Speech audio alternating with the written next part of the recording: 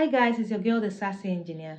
So I've had a lot of friends move houses or move cities, and then I thought, maybe I should talk about this in my next video. So here goes. Moving is a time-intensive process.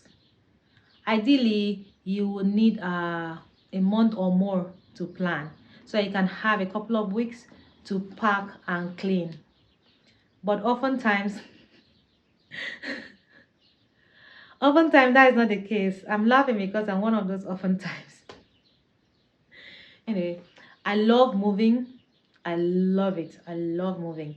The idea of changing environment, starting all over again in some cases is very thrilling to me. So here are some tips to move easily, whether it is quickly or planned.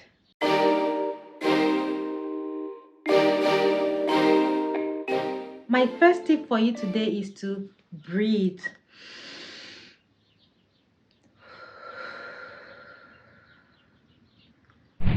Then you plan. You move in a hurry for two main reasons. The first reason is that you were not given enough notice that this move was going to happen. The second reason is that you procrastinated the shit out of it and time snuck up on you. But we are not here to judge. Moving in a hurry, especially under a week, is extremely overwhelming. It's a extreme sport. So you need time to breathe, deep breath only, and then get on with the task. If your procrastination puts you in this situation, this is not the time to beat yourself up. You can do that later. And when you want to do that, let me know. Invite me so I can come and help you beat you up. On a serious note though, life happens, things get really busy, so you may not have enough time to reflect. Just get on the walk. Now the next tip is start with the logistics. Matter of fact, this should be the first thing that you should do. Do you need movers or not? Would you be hiring a trailer or a truck? If you be hiring movers, then you have to look for reputable and licensed movers in your areas. There are sites that you can use to compare and contrast. Get in touch with the movers and then they will schedule a date for home inspection where they come and see what they are moving. And once they do that, they will send you a quote. And then you can look at the quote and decide which one you want. Once you've decided, book a date and time. If you are not going to be using movers, then you have to find a way that you're going to move your things to your new house. You could hire trailers. If you'll be hiring a trailer or a truck, then you have to rent them on time. You can also use family and friends. Those ones are usually free. Tip 3 is to plan for the D-Day. And how do you plan for the D-Day? You get a checklist. There are many templates online, or you can create one yourself. Create a list of tasks that needs to be done. How many days do you have to your moving day? Then order this list in order of priority. Which one needs to be done now? Which one can wait 1 week, 2 weeks, or can be done a day before the moving or even after the moving? For instance, professional cleaning, best to do it after you've moved. And for instance, you can clean your fridge the day before. Don't ask. Well, having a checklist will help reduce the stress and anxiety and will guide you through your move. Then gather your supplies. Determine how many boxes you need and buy more. Don't forget packing tapes, bubble wraps, what's the other thing that we need? Furniture protector. If you're in a hurry, for instance, you have just 1 week to pack, you may not have enough time to do multiple trips. So you have to get this list ready, and you know that when you shop, you're shopping once. After that, you create a packing station. When you're under stress, and I know some of you will know this, you can be holding something and still looking for it. You can be wearing your glasses, but you're still looking for your glasses. Some people hold their children, but they are looking for their children. It can get that bad. So what creating a packing station will do is to reduce that waste of precious time. You know that if you're looking for stuff related to your packing, it's in one place. You create a space. You can use a room, you can use the dining table, you can use, just create a dedicated space for all your packing supplies. I'm talking boxes, bubble wraps, papers, scissors, furniture protectors, everything that you need to pack, color coded labels or stickers. Set them all in one place, so whenever you're looking for something, you go and get it there. If you have kids in the house, let them know that's the parking station. If you take something from there, you put it back. Think beyond boxes, and this is very important for people who are moving cities or moving countries. Do you have kids?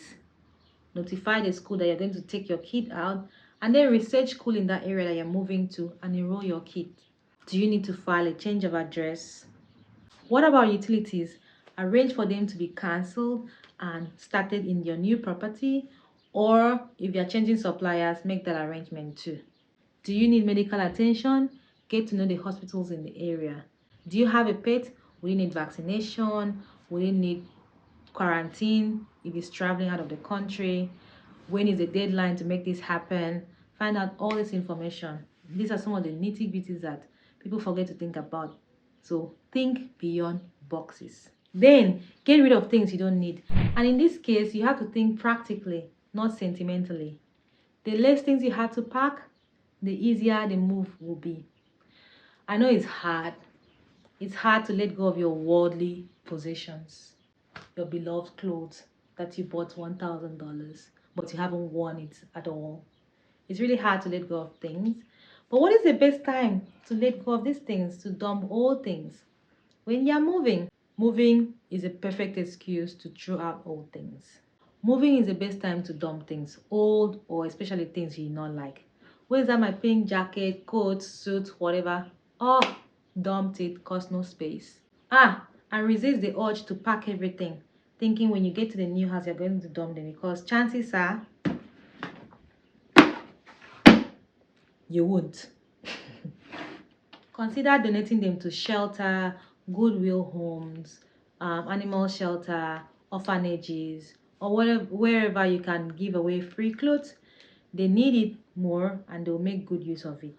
Also arrange for junk removal to remove those large items you won't be carrying. For instance, that broken refrigerator needs to go. Okay, what's wrong with me and fridge today?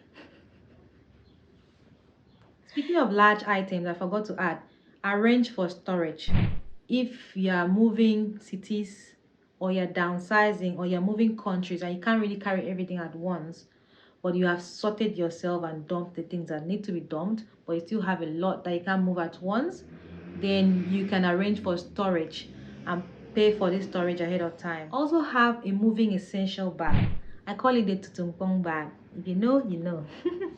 So think medicine, important documents, toiletries, etc. Because the last thing you want is to look for an item and it is at the bottom of the box.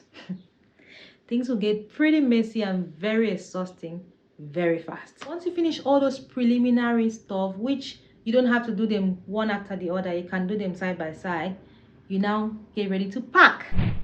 Pack, baby, you pull over. Baby, you pull over. Reverse, baby, you pull over. Baby, you... show me your particular, baby, pull over.